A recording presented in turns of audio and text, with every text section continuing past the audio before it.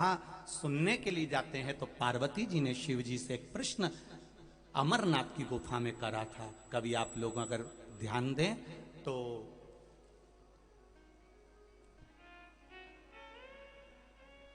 अमरनाथ की गुफा में जो शंकर और भगवान पार्वती का जो संवाद हुआ है, कभी मौका मिले तो गीता प्रेस गोरखपुर की वो किताब अवश्य मंगवा कर पढ़ना। उसमें प्रश्नों का समावेश बहुत सुंदर है।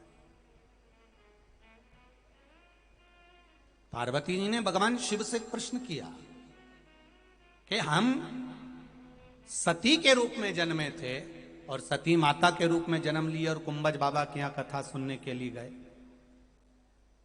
पार्वती जी कहती अभी मैं आपके चरणों में बैठकर कथा सुन रही हूं। व्यास जी और नारद जी का संवाद श्रीमद् भागवत कथा में आता है, सनकादि ऋषियों का संवाद आता है, कई ऋषि साधु संतों का संवाद आता है। और ऐसा नहीं कि कोई विद्वान नहीं है, सब विद्वान है और विद्वान से भी विद्वान है, पर उसके बाद भी वो किसी गुरु की शरण में बैठकर कथा क्यों सुनते हैं? कारण क्या था? देव ऋषि नारद और वेद व्यास जी का संबंध क्या था? सुखदेव जी और व्यास जी का संबंध का स्मरण क्या था?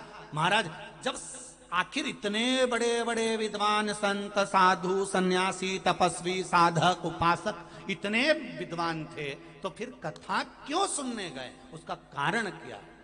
जैसे आज हमारे बीच में संत महात्मा ब्राह्मण जन बैठे हैं, ऐसा हमको भी कोई बुलाता है तो हम भी जाते हैं, ऐसे ही बैठ के कथा सुनते हैं जैसे ये विद्वत जन बैठकर कथा सुन रहे हैं। उसका कारण क्या होता है? उसका एक कारण है, जब व्यासपीठ से कुछ मिलता है तो वो व्यासपीठ से केवल शब्द नहीं मिलते। अगर भागवत चल रही होती है तो भगवान कृष्ण के गले की जो बैजंती माला है वो हमारे गले में आ जाती है। राम कथा चल रही हो तो राम के गले की माला हमारे गले में आ जाती है। शिव कथा चल रही हो तो शंकर की चढ़ी हुई बेलपत्र हमारे पास आ जाती है। ये उससे प्राप्त होता है। केवल जैसे विद्वत जन, ब्राह्मण जन, साधु जन, गुरु जन जैसे कथा श्रवण करने बैठे हैं, ऐसे हम भी जाते हैं। और बड़े बड़े वक्ताओं को आपने देखा होगा कहीं बैठकर कथा सुनते हैं। उसका कारण क्या है? भले बाँचने वाला एक व्यासपीठ कभी छोटी और बड़ी नहीं होती, व्यासपीठ व्यासपीठ होती। आप कहीं पर भी बैठकर अगर कथा सुन रहे हो तो उसका जो तत्व है, उसका जो आनंद है, वो क्या प्राप्त हो, उसका फल क्या है, उसका आनंद क्या है?